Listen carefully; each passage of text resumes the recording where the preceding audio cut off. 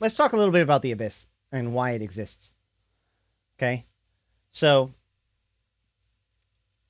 a lot of people give shit for the fact that the Abyss is instanced, right? There's two good reasons why the Abyss is instanced. First, if a site can be interrupted by other players, that means paying attention to your D-scan or whatever becomes an integral part of doing the site, right? Which means the site itself cannot demand your full attention because it must afford you the opportunity to keep part of your mental track on keeping track of D-scan, and that it could theoretically be interrupted by people and what that could mean. This affects whether or not things can scram. This affects whether or not things can... It affects a lot about the design of the game, of these different sites. So by requiring every single site to be open world, you are also putting severe design restrictions on the creation of those sites, right? That's number one. And that argument is fine, but it's not necessarily the hard one that makes it so that this is, the Abyss is necessary. The other one is that, so when the Drifters first showed up and they did the Drifter attacks, there were these sites where the Drifters and the Amarr, yeah, exactly. There's so much going on in the Abyss, you'd go crazy if you had to worry about being ganked during the Abyss. Exactly. By eliminating that, they can say, I want your full attention, right? And demand it. Now, obviously, there are people that can undermine that with healers and enough money or whatever and blah, blah, blah. And there's people that learn it enough that now they don't have to think about it as they do it. But in general, the point of the Abyss is that it creates a space where you can be focused 100% on the site itself, right? Whereas in normal sites, the site itself almost becomes just the background or the task that keeps you busy. But it can't be that complex because your attention has to be, the main threat is a player coming in and killing you, right? So, but the other reason why is during the Drifter invasions, the Drifters and the Amarr would fight each other. But the problem is that when they deployed this at scale on Tranquility, it crashed the nodes. The computational requirements of performing, of doing that was too much. And so having these AI actors operate against each other was just a whole bunch of load on the system.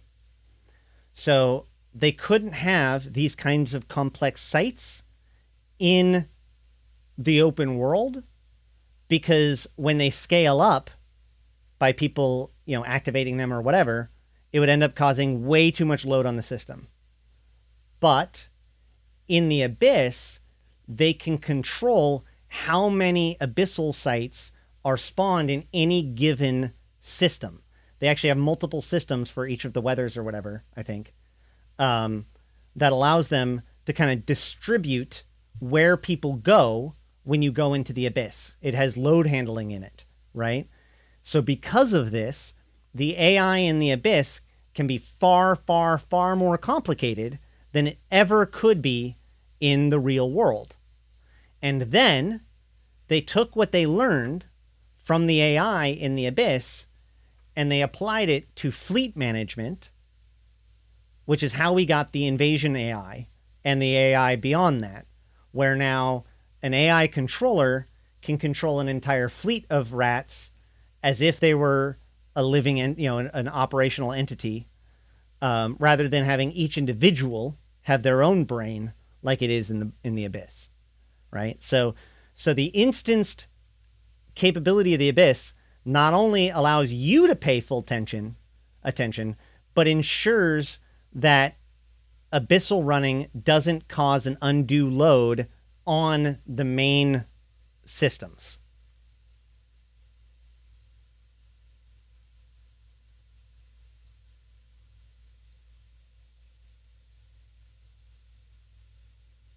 Does that make sense? Now,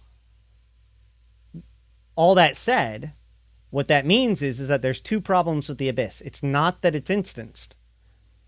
One is that it has not been sufficiently iterated on, right? They haven't. It would be nice if they continued to tweak it, even in small ways, just to shake it up a bit. What I don't like is when they did tweak it, they seem to try to specifically target the things that were good before, which now has ended up with this really weird situation where there's rooms that will kill you no matter what, because there's no way to be capable of dealing with every single threat in the Abyss, which I'm not 100% big fan of, which even that's technically not true, like at its most highest levels. But my point is that what I'd like to see is more minor tweaks and changes, maybe even new weathers or weathers associated, rather than just only having weathers and effects in the abyssal PvP zones, but also allow new filaments to occur during that time, which has different weather effects that allows them to experiment with different things. You know what I mean? Like, I really would like the Abyss to be continuously tweaked with and molded and mutated and having, short-lived versions or whatever, just to make it so that it continues to be that, like, very engaged PvE. The other problem, of course, is the fact that you can run the Abyss in Jita. If you can run... about a year ago, I think now, it used to be that people could anchor structures in, or anchor, not structures, but anchor things like mobile depots and stuff in the major trade hubs. But people would like anchor structures or anchor mobile depots to make like giant penises or whatever. And more importantly, people would anchor so many that it would cause like a load problem, given the fact that Jita already is kind of, generally speaking, on the brink of collapse at any given time based on the load that is happening server side.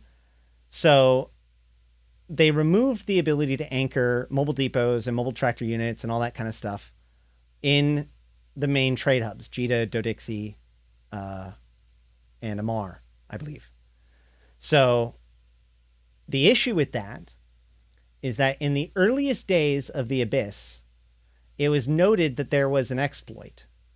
Whereas a person that comes out of the Abyss, the time it takes for the filament to close, and therefore you can activate a new filament, is shorter than your invuln timer. Which means that an abyssal runner can come out of the Abyss and then re-enter the Abyss without ever being vulnerable, right? This was a big problem for obvious reasons.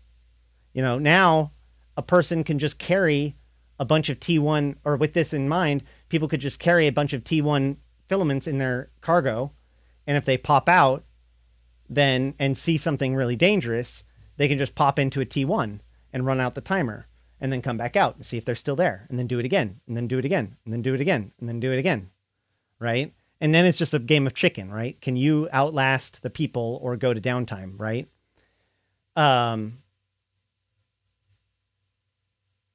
The counter to this, though, and the reason why they never fixed it... Oh, is it... Okay, not Dodixie then. Just Jita, maybe? Maybe Jita and Amar. I'm not 100% sure. The way that the reason why they never fixed this problem is because there was a counter. If you go up to the Abyssal Trace, you can anchor a mobile depot nearby enough to the Abyssal Trace that when the Abyssal Runner comes out, he can no longer go back in because there's now a structure that's anchored too close to him to be able to enter back in. So now there's play and counterplay, right? The Abyss Runner can be prepared to be able to go back in to save themselves, but the Hunter can be prepared by pre-anchoring a depot to ensure that they can't do that.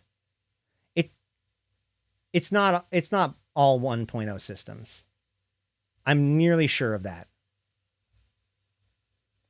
Anywho, so therein lies the problem. If you remove the ability to anchor structures or anchor mobile depots and such from a system, then that means that those abyssal runners can now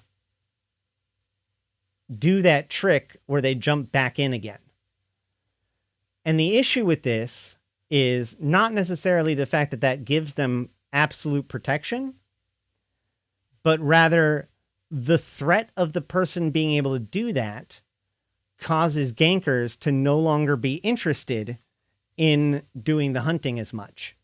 Because the idea is that, like, well, the person will just be, you know, if it's a nice enough ship, then chances are the person will be just ready to be a dick about it. So they just don't even bother. We saw a similar drop in ganking of abyssal ships when the introduction of Frigate Abyss was happened, because now the ship that was coming out wasn't necessarily a really expensive healer or whatever, but rather it could be 3 piece of shit frigates, you know, like really cheap frigates even, and therefore not worth the ganking thing.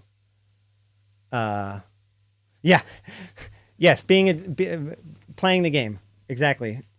Playing the game is being a dick. I mean, like, like everything you do is against somebody else. So yeah, either way. So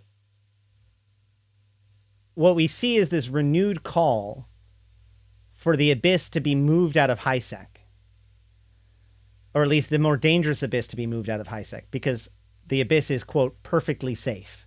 Now, of course, I've argued this point over and over again, that the threat of the Abyss is inside of the Abyss, and that's fine, and that the people coming out of the Abyss can still be caught.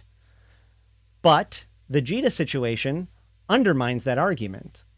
Now, the problem with moving the Abyss into the low sec is the same problem that we had with suspect flags, which is that when you ask people to fly in 2 billion plus ISK ships minimum in order to do it, if you're making them also do it in low sec or null sec, most people will just tend to not do it unless they can provide some sort of protection, which basically just hands the entire feature to nullsec blocks that can actually provide that kind of protection, right? So if you really want people to do that and seek the challenges, and I firmly believe that players that engage with the Abyss are more active, higher quality players than those who do not. So yes, you do want people to engage with the Abyss. I have suggested that the Abyss should be locked out from 0.5 and below, or rather locked out from 0.6 and above. You must be in 0.5 and below to run the Abyss. This allows it to be in high sec, however, only the most dangerous areas of high sec, and makes it consistent with moon mining, thereby making it so that 0.5 systems end up being that breaching point between high sec and low sec, where you can kind of get away with some of the more fringe activities, but only there. There's a lot of very safe 0.5s, though. Not if the gankers decide to show up. Why not 0.6? I mean, you got to draw the line somewhere, and I chose 0.5 because that is where moon mining is allowed.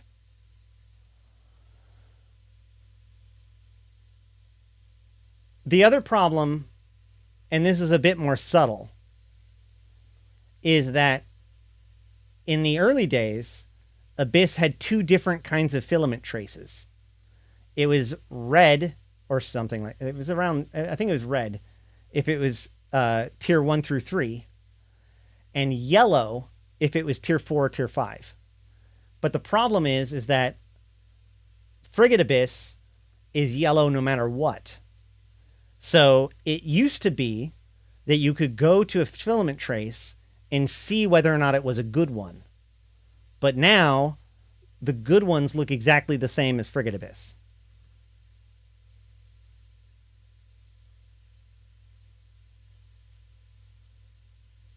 Put abyssal traces on the map like Sinos. I would not be opposed to T5 and T6 abysses being either detectable on the overview or warpable just directly from a D-scan. right? Like, either of those is fine too.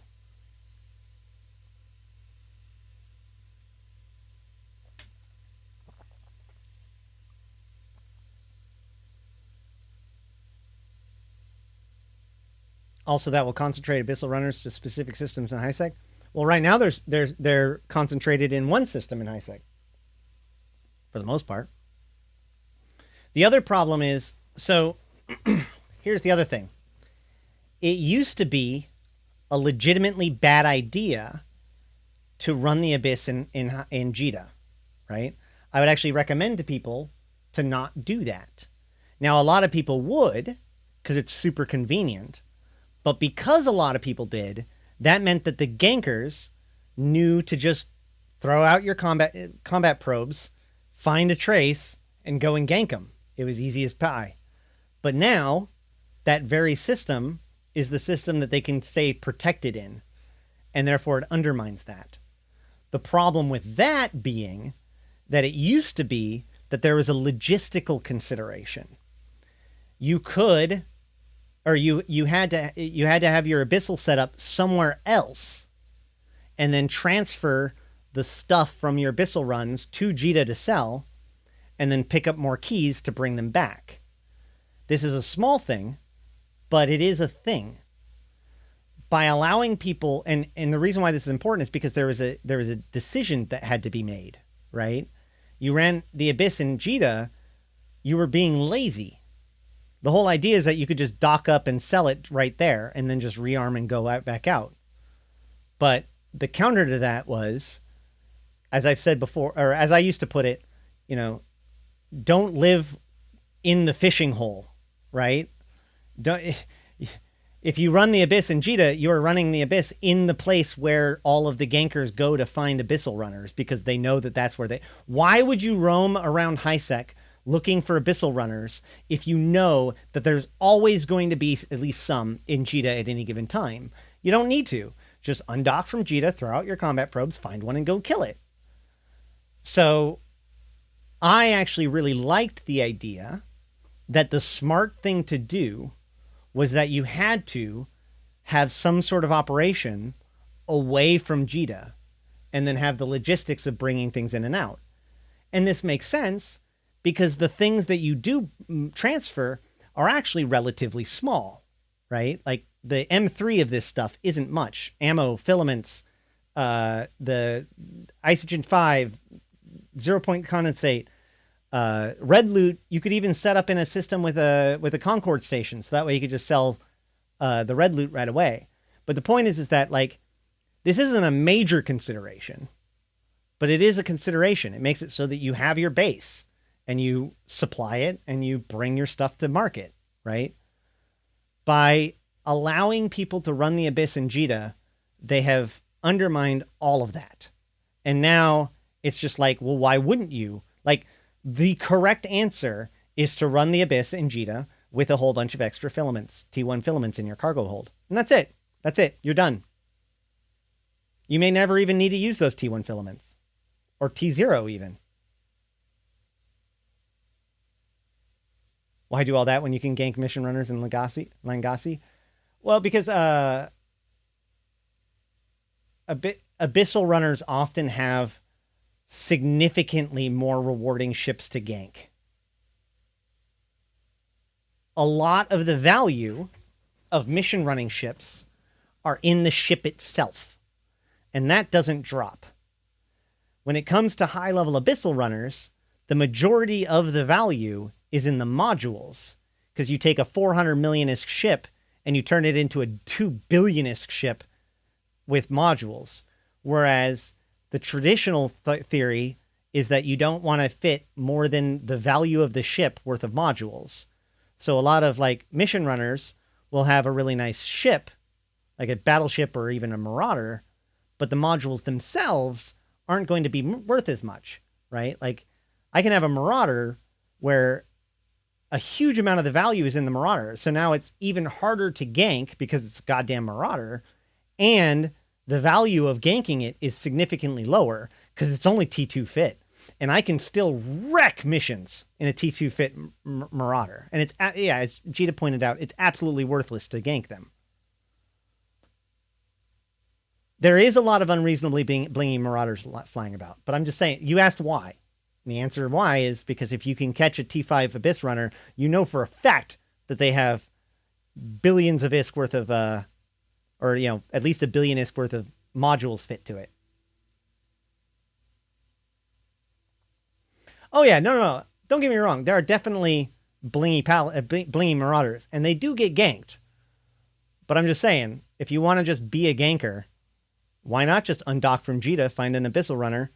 And again, back in the day, you would just send out your combat probes and hunt down all of the traces until you found a yellow one, and then you would wait.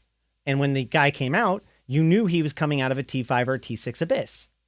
Sorry, T4 or T5 Abyss. But that's not true anymore. And so the thing is that, in my opinion, it isn't the fact that the Abyss is instanced that is the problem. It is all these other smaller issues, right? If you could tell what abyssal trace or what abyss that they are in by the trace itself, if there was a difference between abyssal traces for frigates versus cruisers that were identifiable, if you couldn't run them in Jita, or at least if you couldn't run another one within the same amount of time, or within the within your invuln timer. You know, if all of that was true, then the problems that exist of it being instanced would not necessarily be problems anymore.